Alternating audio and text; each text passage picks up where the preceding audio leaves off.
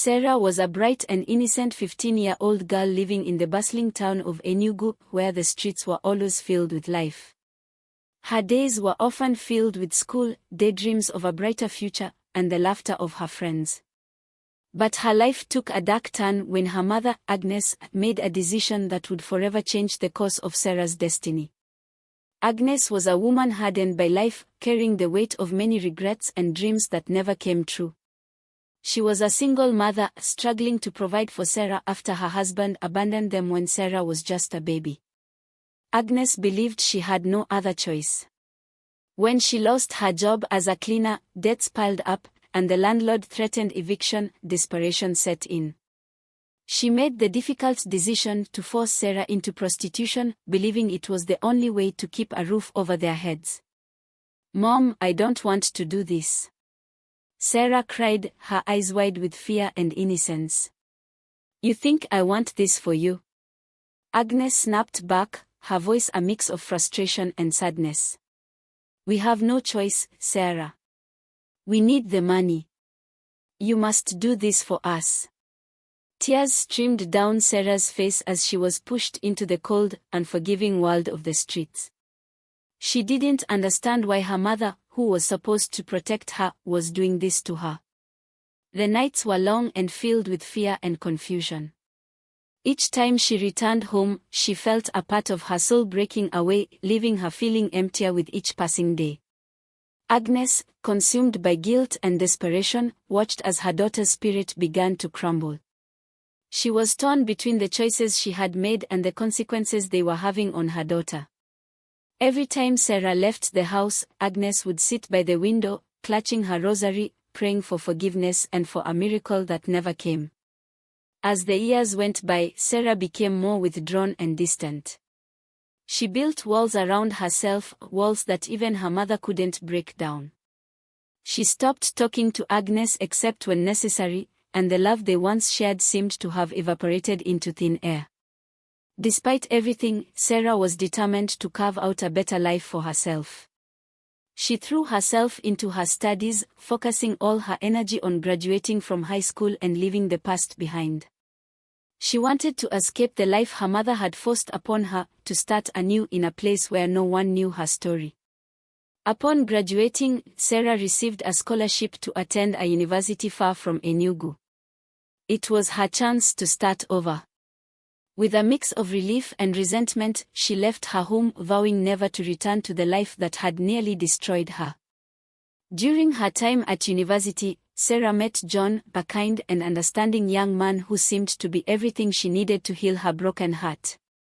He was patient with her, never pushing her to reveal the secrets she held close. For the first time in years, Sarah felt a glimmer of hope, a chance for happiness. John loved Sarah deeply, and his gentle nature slowly began to chip away at the walls she had built around her heart. After 2 years of dating, he proposed, and Sarah, filled with a cautious optimism, said yes. They were married in a small, beautiful ceremony, surrounded by friends from the university and the new life she had built. For a while, it seemed like Sarah had finally found the happiness she deserved. But the shadows of her past were never far away. Every time John reached out to hold her, she felt a pang of guilt and fear. How could she ever tell him what she had been forced to do? Would he still love her if he knew the truth? The secrets weighed heavily on her, and she became more distant as time went on. One day, while sorting through some old papers, John found a letter from Agnes. It was a desperate plea for forgiveness, filled with apologies and a request to see her daughter again. John was shocked. He had never heard much about Sarah's mother and assumed their relationship was simply strained. "Sarah, I found this letter," John said one evening, handing her the crumpled paper. "I think you should read it." Sarah's hands trembled as she took the letter. She had buried the memories of her mother deep inside, refusing to confront the pain and betrayal she felt. Tears welled up in her eyes as she read the words, the emotions she had suppressed for so long flooding back in an instant. "Why didn't you ever tell me about your mother?" John asked gently. I couldn't, Sarah whispered, her voice choked with emotion. I couldn't bring myself to face it. I thought if I just buried it all, it would go away. John took her hand, his eyes filled with concern. Sarah, whatever it is, we can face it together. But you have to let me in. You have to trust me. Torn between her fear of losing John and the need to unburden herself, Sarah finally broke down. She told him everything, the forced prostitution, the betrayal, and the years of guilt and shame she had carried alone. John listened in silence, his expression unreadable. When she finished, the room was filled with a heavy silence. Sarah braced herself for the rejection she was sure would come. But instead, John pulled her into his arms. I'm so sorry you had to go through that, Sarah. I'm sorry you felt you had to face it alone. But I'm here now, and I'm not going anywhere. Sarah wept, her tears a mix of relief and lingering pain. For the first time in years, she felt a sense of peace. She had finally told her story, and John had not turned away. Perhaps there was hope for them after all. As Sarah tried to move on, Agnes's letters became more frequent and desperate. She spoke of her failing health and begged Sarah to come home. She wanted to make amends, to find some way to heal the wounds she had caused. Against John's advice, Sarah decided to visit her mother. She felt a strange sense of obligation, a need to confront the woman who had caused her so much pain. When she arrived at her childhood home, she was shocked by what she saw. Agnes was frail, her once strong figure reduced to a shadow of its former self. Sarah, I'm so glad you came, Agnes croaked, her voice weak. I've been waiting for this moment. I've been waiting to tell you how sorry I am. Sarah felt a mix of anger and pity as she looked at her mother. Why, Mom? Why did you do it? Agnes sighed deeply, tears streaming down her cheeks. I was desperate, Sarah. I thought I had no other choice. I know I hurt you, and I've lived with that guilt every day. I'm begging you, please forgive me. The confrontation was bitter and filled with emotion. Years of pent-up anger and betrayal poured out of Sarah as she confronted her mother about the decisions that had destroyed her childhood and almost ruined her marriage. Agnes sobbed, begging for forgiveness, but Sarah wasn't sure if she could ever truly forgive the woman who had stolen her innocence.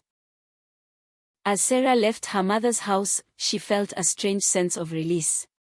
She didn't know if she could forgive Agnes, but she knew she could finally move on. Back home, Sarah and John worked on rebuilding their marriage. Though John was supportive, Sarah could sense the tension. Her past had created a rift between them that was difficult to bridge. John struggled with his own feelings of betrayal, not because of what Sarah had done, but because she hadn't trusted him enough to share her pain sooner. One night, after a particularly heated argument, John left the house to clear his head. As Sarah sat alone, she felt the weight of her past crushing her. She had fought so hard to escape her old life, but it seemed to haunt her at every turn.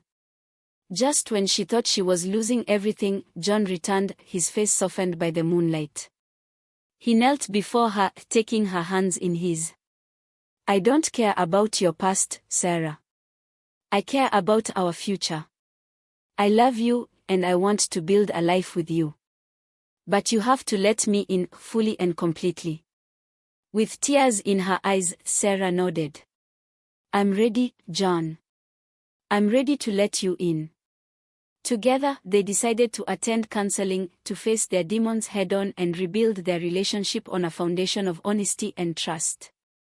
It was a long, painful journey, but each step brought them closer together. Months went by, and slowly, Sarah began to heal.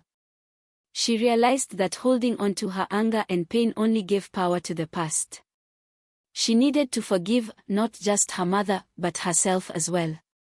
She needed to forgive herself for the choices that were forced upon her, for the secrets she kept, and for the pain she caused John by not trusting him sooner.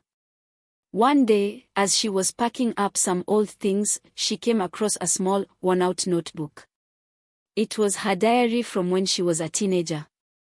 As she flipped through the pages, she was reminded of the innocent girl she once was, a girl who dreamed of a life filled with love and happiness.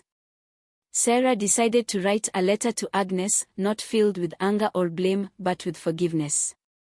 She knew her mother had made terrible choices, but she also knew she couldn't carry the burden of resentment any longer. If she wanted to move forward, she had to let go of the past. The letter took days to write. Every word felt like a release, a step towards the healing she so desperately needed.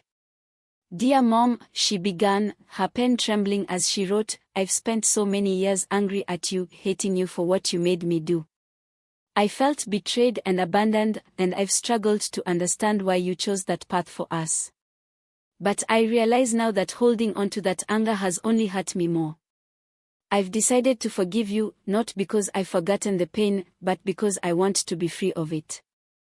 I want to build a life where my past no longer has power over me.